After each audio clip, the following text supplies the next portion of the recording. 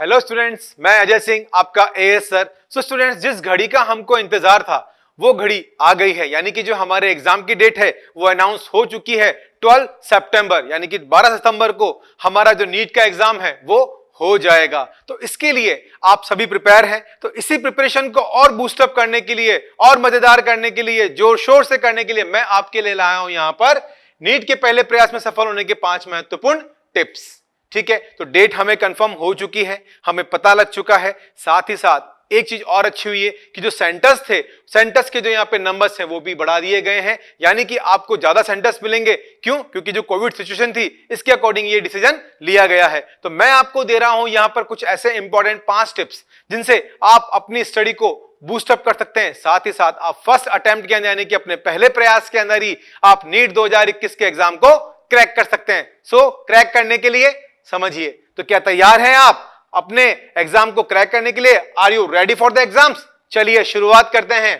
First of all हम बात करेंगे किसके बारे में? फर्स्ट ऑफ ऑल हम बात करेंगे यहां पे हमारे स्टडी प्लानर के बारे में। ठीक है, अब आप सोच रहे होंगे स्टडी प्लान सर ये तो हम पूरे साल से बनाते हुए आ रहे हैं। हाँ, लेकिन अब आपको स्टडी प्लानर पे फोकस करना है वीकली बेसिस पे, यानी कि यहां पर आपके लिए बचे हैं सिर्फ 2 मंथ्स।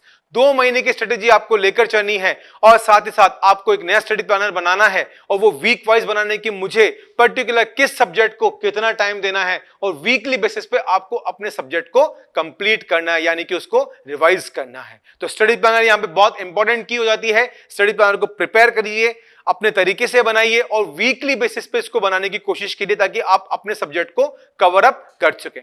ठीक है, नेक्स्ट हम बात करते हैं किसकी? क्लैरिटी ऑफ कंसेप्ट, यानी कि एग्जाम पूरा जो है वो कंसेप्ट बेस्ड है। अगर आपके सब्जेक्ट पे आपकी कमांड है, आपके सभी कंसेप्ट्स क्लियर हैं, तो आप इजी गोइंग अपने सब्जेक्ट को प्रिपेयर भी कर पाओगे इन टाइम और साथ ही साथ आप उससे जुड़े हुए जो क्वेश्चंस हैं उनके कंसेप्ट्स को भी समझ पाओगे। अगर थ्योरी का कंसेप्ट आपको क्लियर है तो आप पूरी तरह से अपने एग्जाम की प्रिपरेशन को बहुत ही कम टाइम में कर सकते हैं। तो यानी कि कंसेप्ट्स आपको यहां पे क्लियर होना चाहिए, हर चीज आपको मेमोराइज होनी चाहिए। तो अपनी मेमोरी को बढ़ाने के लिए यहां पे आपके कंसेप्ट्स, आपके जो बेसिक्स हैं वो क्लियर होने चाहिए। तो अपने बेसिक्स को क्लियर कीजिए, अपने कंसेप्ट्स को क्लियर कीजिए और अपने सब्जेक्ट पे कमांड करिए। थर्ड हम बात कर लें किसकी? Clearing doubt. अब देखिए, जब हम बेसिक्स की बात कर चुके हैं तो डाउट्स तो आने ही हैं, तो डाउट्स को क्लियर करना सबसे मेजर कंसर्न हो जाता है। ठीक, तो आप डाउट्स क्लियर रखें। ऐसा नहीं कि कोई आपको डिफिकल्टी आ रही है, कहीं आप परेशानी में हैं तो आप उस डाउट को छोड़ दें।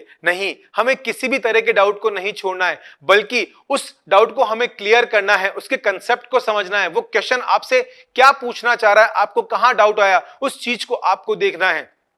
आप अपने टीचर के लेक्चर्स देख सकते हैं, आप सीधे हमसे भी जो है डाउट पूछ सकते हैं, हमारे डाउट सेक्शन में जाके पोस्ट कर सकते हैं, वहां पे आपको हर एक डाउट का आंसर मिल जाएगा। अब वो चाहे आपके बायोलॉजी से डाउट हो, वो आपके फिजिक्स से डाउट हो या फिर आपके केमिस्ट्री वाले पोर्शन से डाउट हो, तो यहां पर आपको डाउट क्लियरिंग रखनी है, अपने टीचर से कनेक्ट रहना है, अपने सब्जेक्ट पे कमांड बना के रखनी है। तो अपने यहां पे क्लियर रखना है आपको किस चीज को? अपने हर एक डाउट को आपको यहां क्लियर रखना होगा।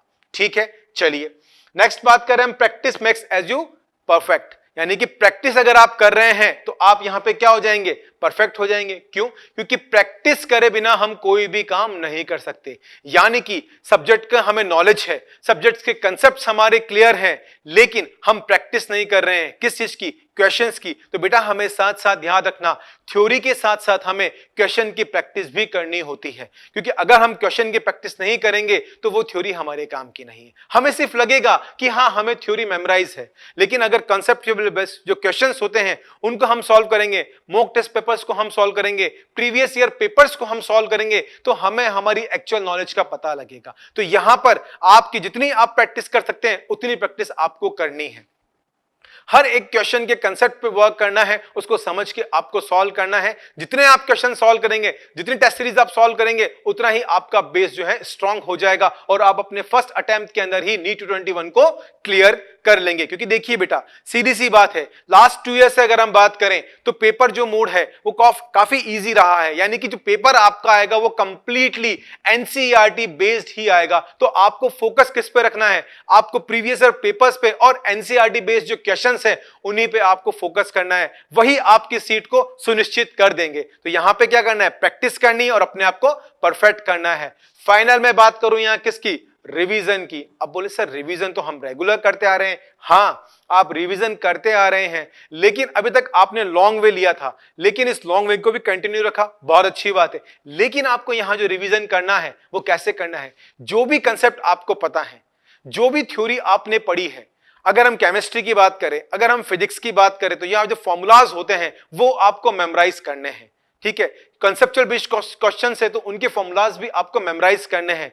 बायोलॉजी की हम बात करें तो जो कंसेप्ट्स हैं, जो बेसिक्स हैं, जो थ्योरी के कंसेप्ट्स होते हैं वो आपको क्लियर रखने हैं। अगर वो चीज आपकी क्लियर है तो वो आपको रिवीजन में हेल्प करेगी। जो भी कुछ आप मेमोराइज कर रहे हैं, जो भी कुछ आप रिवाइज कर रहे हैं, उसको याद रखने के लिए आपको अपने हिसाब से शॉर्ट ट्रिक्स बनानी है, आपको अपने हिसाब से शॉर्ट नोट्स कैरी करने हैं, ताकि आप एक पेपर लेके उसी के अंदर आप नोट्स बना सके कि हाँ मुझे पर्टिकुलर ये चैप्टर है तो इस चैप्टर से मुझे ये चीज इंपॉर्टेंट है, यहां से क्वेश्चन बनता है। उस वेटेज को देखते हुए हमें क्या करना है, शॉर्ट नोट प्रिपेयर करने हैं। जब आप खुद से शॉर्ट नोट प्रिपेयर करते हैं तो आपका रिवीजन भी होता है, साथ ही साथ आप उसके कंसेप्ट्स को भी वापस से रिवाइज कर लेते हैं। तो यहां पर ये 5 इंपॉर्टेंट टिप्स हो जाते हैं आपके लिए, आपकी प्रथम प्रयास में नीट 221 को क्रैक करने के लिए। तो मेरी बेस्ट विशेष के साथ मैं आपको कहता हूं कि आप इस 5 टिप को यूज करते हुए आप अपने एग्जाम को क्रैक कर सकते हैं। तो मिलते हैं फिर आपकी डॉक्टर की ड्रेस में, तब तक के लिए धन्यवाद।